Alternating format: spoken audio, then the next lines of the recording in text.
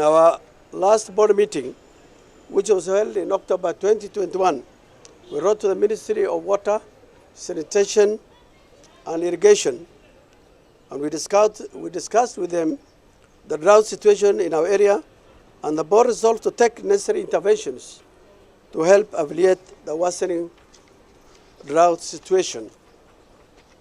The Ministry of Water, Sanitation and Irrigation, through the agency, has now intervened, and we have lined up a number of interventions. However, for purpose of this function, we are flagging off lorries ferrying the fuel subsidies to be distributed to the identified boreholes in Garissa County and represent all the other counties where similar interventions are going on. As you know, this drought is unprecedented. I think we did not have rain for the last 2 seasons. And as I have said, 70% of the livestock come from this area, and our livelihood depends on livestock. And we really lost much of our livestock because of these droughts. All ponds and dams and surface water supplies have dried up. We are now depending on borehole water in most our areas in northern part of Kenya. And these boreholes are working day and night. Since the people have lost their livelihood, their livestock, they are unable to fuel these generating equipments.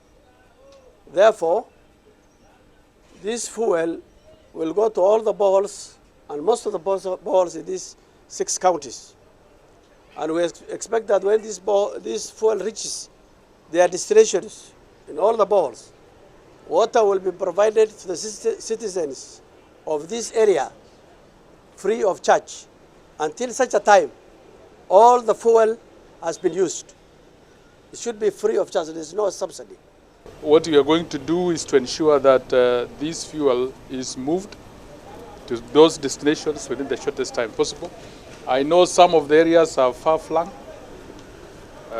Communication is not easy. But then we are going to work with the security agencies to ensure that necessary arrangements are provided in as far as security and so on.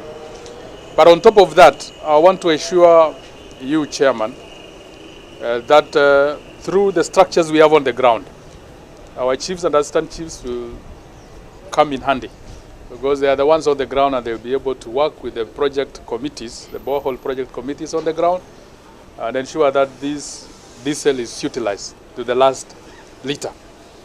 Because in the past we have had instances where support from government or national and county government is given out. But then because of dishonesty and other integrity issues, this support at times does not make very serious impact. So, but then this time around, we want to work with those committees, and we want a report back, a report at least to tell us how this diesel has been utilized. And therefore, the communities will be supported because the cost of now getting water will come down. It will be subsidized. So if a jerrycan of 20 liters, for example, is costing 10 shillings, I think with this subsidy, I think it's possible to provide this free. And therefore, the impact will be very huge.